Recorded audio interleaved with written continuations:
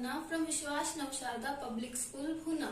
Welcome in day 2 of class 8 science chapter number 1 crop production and management. इसकी first video में हम agriculture practices के बारे में स्टडी कर रहे थे, जिसमें से हम प्रेपरेशन ऑफ सोइल मींस इसके दो पार्ट हैं, प्लोइंग एंड लेवलिंग, ये स्टडी कर चुके हैं। सेकंड प्रैक्टिस क्या थी, selection and sowing of seeds, इसमें से हम सिलेक्शन स्टडी कर चुके हैं। और सोइंग ऑफ सीड्स में सिर्फ इतना स्टडी किया था कि जो सोइंग है वो राइट इंटरवल और राइट डेप्थ पे होनी चाहिए, और इससे आगे आज स्टडी करेंगे। और नेक्स्ट मेथड है replenishment of nutrient in the soil, next है irrigation, next crop production, next harvesting, next storage. तो आज का हमारा वर्क है ओनली सोइंग ऑफ सीड के मेथड स्टडी करना और replenishment of nutrient in the soil को स्टडी करना। इस वीडियो में आज हम ये दो मेथड स्टडी करेंगे। हम डिस्कस करेंगे सोइंग ऑफ सीड्स, इसमें हम 3 मेथड स्टडी करेंगे। फर्स्ट है ट्रेडिशनल टूल, सेकंड है बाय सीड ड्रिल, थर्ड है ट्रांसप्लांटेशन। ये 3 मेथड हम स्टडी करेंगे सोइंग ऑफ सीड के। तो फर्स्ट क्या है, ट्रेडिशनल टूल। तो ट्रेडिशनल टूल ऐसे टूल हैं जिनका यूज एंशिएंट टाइम में सोइंग के लिए किया जाता था। मीन्स पुराने टाइम में जिस मेथड का यूज किया जाता था वो मेथड क्या है, ट्रेडिशनल टूल। और पुराने टाइम में क्या था, बाय हैंड भी सोइंग की जाती थी। इसका डिसएडवांटेज क्या है बाय हैंड से सोइंग करने का, कि इससे जो सीड्स है वो अच्छे से स्कैटर नहीं होते, तो उन्हें क्या है न्यूट्रिएंट अच्छे से नहीं मिल पाते। तो अब हम ये पढ़ते हैं कि ट्रेडिशनल टूल क्या है। इसमें क्या होता है, एक फनल लाइक स्ट्रक्चर होगी और ये नीचे से 2 और 3 पाइप से अटैच होगा जो डायरेक्टली सोइल में एंटर होती हैं। मतलब स्ट्रक्चर कैसी है ट्रेडिशनल टूल की, फनल, उसके बाद 2 या 3 पाइप अटैच है जो डायरेक्टली सॉइल में जाके एंटर कर जाती हैं। तो क्या होता है इसमें, हम यहाँ से इसमें सीड डालेंगे, इस फनल के थ्रू इसमें सीड डालेंगे, तो इन 2 और 3 पाइप से होते हुए सीड क्या है डायरेक्टली सॉइल में एंटर कर जाते हैं। तो ये है ट्रेडिशनल टूल। नेक्स्ट है बाय सीड ड्रिल। इसमें क्या होगा, इसमें भी क्या होता है, ऊपर फनल लगी होगी लेकिन नीचे फनल इसमें सेवरल पाइप से अटैच होती हैं, और जो इसमें नीचे सेवरल पाइप्स लगी होती हैं वो क्या है इक्वल डिस्टेंस पे होती हैं, और वो भी डायरेक्टली जाकर सोइल में मिलेगी। और वहां से हम क्या करेंगे, इसमें भी ऊपर से फनल के थ्रू सीड डालेंगे और फनल से वो पाइप से होते हुए कहाँ जाएंगे, डायरेक्टली सोइल में एंटर कर जाएंगे।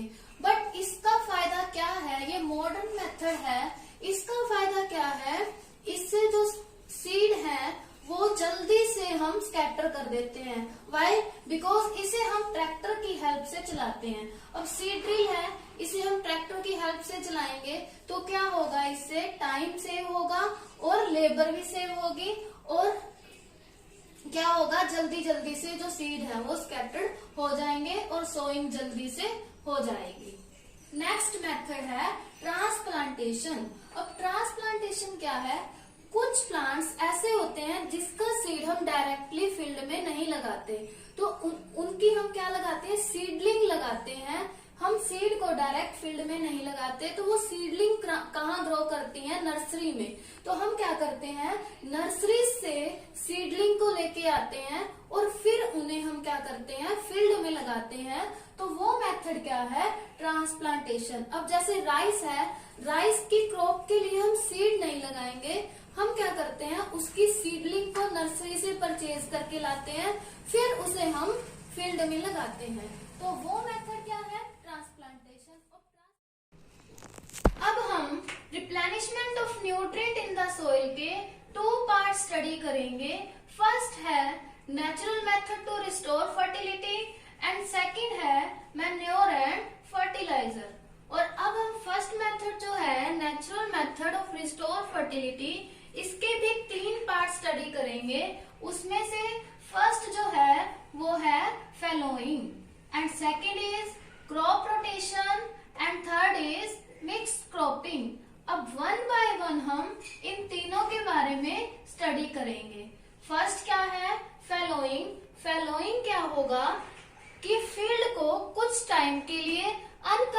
लिक्विड छोड़ना ताकि उसमें न्यूट्रिएंट्स रिस्टोर या फिर रिगेन हो जाएं।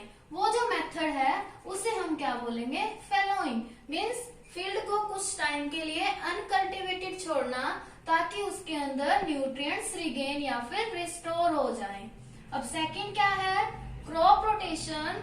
अब क्रॉप रोटेशन में क्या है, जैसे हमने एक सीजनल क्रॉप्स लगा ली तो उसके बाद हम क्या करें कि फील्ड के अंदर लेग्यूमिनस प्लांट लगा दें। तो लेग्यूमिनस प्लांट लगाने का बेनिफिट क्या होगा, क्योंकि लेग्यूमिनस प्लांट के रूट में कौन रहते हैं, राइजोबियम बैक्टीरिया। और राइजोबियम बैक्टीरिया क्या करते हैं, एटमॉस्फेरिक नाइट्रोजन को लेकर उसे सॉल्युबल फॉर्म में लेग्यूमिनस प्लांट्स की रूट्स में देते रहते हैं।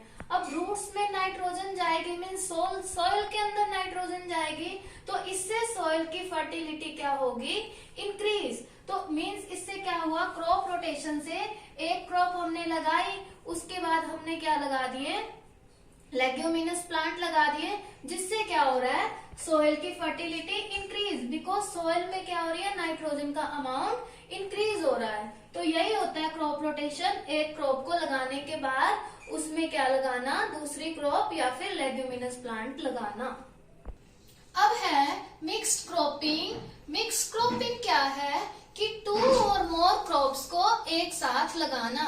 अगर हम एक क्रॉप को लगा रहे हैं तो उसके साथ हम क्या करते हैं, दूसरी क्रॉप को भी लगा देते हैं, जिसमें से एक क्या होती है, मेजर क्रॉप, और दूसरी क्या होगी, माइनर क्रॉप होगी। अब लेट्स से एग्जांपल, हमने कॉटन क्रॉप लगा दी, हमने कॉटन क्रॉप लगाई, तो उसके साथ हम क्या लगा देते हैं, ग्राउंड नट। हमने उसके साथ ग्राउंड नट लगाया, तो इन दोनों को साथ लगाने का क्या बेनिफिट है कि जो कॉटन क्रॉप की वेस्ट और प्रोडक्ट है वो ग्राउंड नट के लिए बेनिफिशियल है, और जो ग्राउंड नट की वेस्ट और प्रोडक्ट है वो कॉटन क्रॉप के लिए बेनिफिशियल है। मीन्स इन दोनों की प्रोडक्ट और वेस्ट क्या है, दोनों के एक दूसरे के लिए बेनिफिशियल है।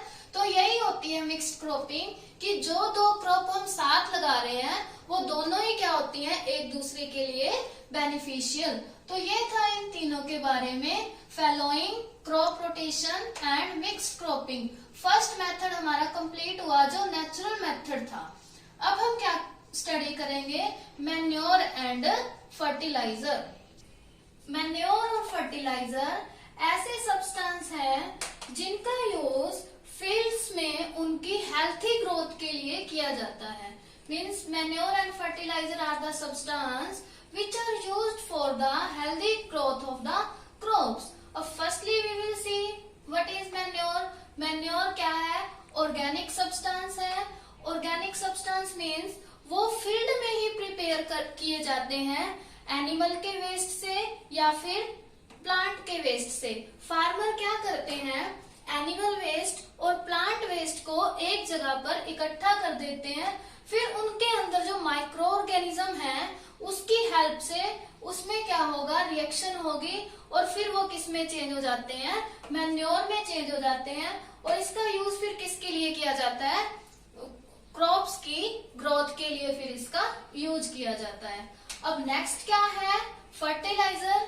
फर्टिलाइजर क्या है, केमिकल सब्सटेंस है जो क्या होते हैं, नाइट्रोजन और फॉस्फोरस में रिच होते हैं। मीन्स इन्हें कहाँ पे प्रिपेयर किया जाता है, फैक्ट्रीज में प्रिपेयर किया जाता है। फार्मर इन्हें खुद प्रिपेयर नहीं कर सकते।